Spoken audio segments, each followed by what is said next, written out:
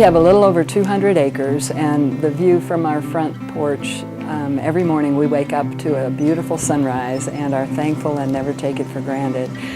We have taken about an acre or a little over and made that into a flower farm. And we start things from seeds, which is fun when I know a year ahead about a wedding. Then I can plant those seeds thinking of that particular bride. But we have an unheated hoop house where we have a table and a heat mat, and in January and February we're starting seeds that we will then transplant the plugs into the hoop house and into the fields, and then get to watch them grow. It's fun to see the process go full circle, from seed to centerpiece, from seed to bouquet.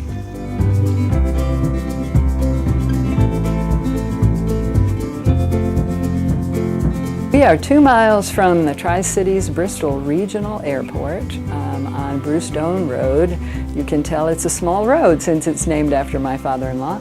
And originally we were the only house farm on the road, but well, there was no road. The old home place built in 1870, which is up the road where we do workshops, was the first house built, and there was just a path back to it. So we are Aunt Willie's Wildflowers because the little brick bungalow house right on the corner where the cooler is and the chicken coop was built by Aunt Willie and Uncle Johnny. Aunt Willie was my husband's aunt. Roy came and stayed with them after Uncle Johnny passed away and took care of all the cattle, etc. So we inherited that part of the farm. She had flowers everywhere, and so we just kind of, you know, she just had wild stuff around, and that was happening while we were just starting out. So we said, Aunt Willie's Wildflowers, that's what we'll call ourselves.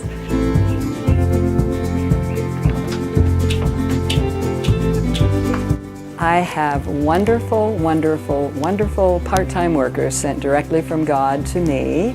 I have Katie, who works with us 3 days a week. We have Erin Waite, who comes out 1 day a week. And we have Kristen Waite, who's been with us the longest. She's been with us 6 years. She comes out and helps with weddings. And then we have a couple other people we can call on when we need them. If a bride contacts me, they will come to the farm, and sometimes it's just a bride, sometimes it's a bride and her fiance, sometimes it's aunts and uncles and cousins. You know, we've had up to 6 people around our table, and they come up to the farm and we look at pictures of other bouquets I've done, what's going to be blooming that time of year, and their style. Often we'll make a Pinterest board with bouquets of mine that they like, so that I have something visual to go back to. But they have very much a hands-on part of the procedure. This here. Oh, and you're going to cut snaps. Anything pink or white, you're whacking.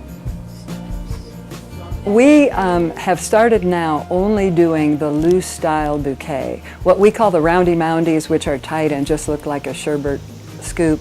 We don't do those anymore because everybody can do those, and you don't need local flowers for that. And we've just fallen in love with a loose casual style. So that's kind of our, I guess, our selling point, and what, if brides come to us, they've got to want that, or we just say, let me tell you about my friend who can help you out. Well, we got into the flower business. We have 2 tractors. Roy would run the first tractor and mow. And before I ran the tedder, I would gather up the black-eyed Susans and the butterfly wheat, and I'd make bouquets and then take them to church. Well, my neighbor said, you need to sell those at the farmer's market. So we did. And it just took off from there, and I now have my niche. We do 40 weddings. This year we did 43 last year, and next year we're hoping for 25. We've also turned about 20 brides away this year. We're kind of one of the very few local growers around, so in that sense we're kind of the only show in town. So we're hoping that more people will start growing so that we can send them our brides their way.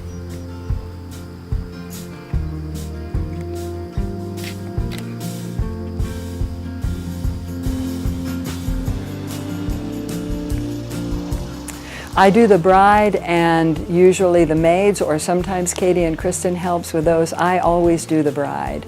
And then the table pieces, Katie's the boutonniere queen, and Kristen can do boutonnieres as well when Katie's off somewhere. But we all kind of work on everything, except I always do the bride. Katie usually always does the boots. The bride's bouquet is the best and the worst of things because it has to be perfect. And sometimes I just grab flowers and it's like, look, it's so pretty. And sometimes it will take me 2 hours and then I have to go away from it and come back to it and start over. Sometimes I even wake up the next day and finish it. So it all depends.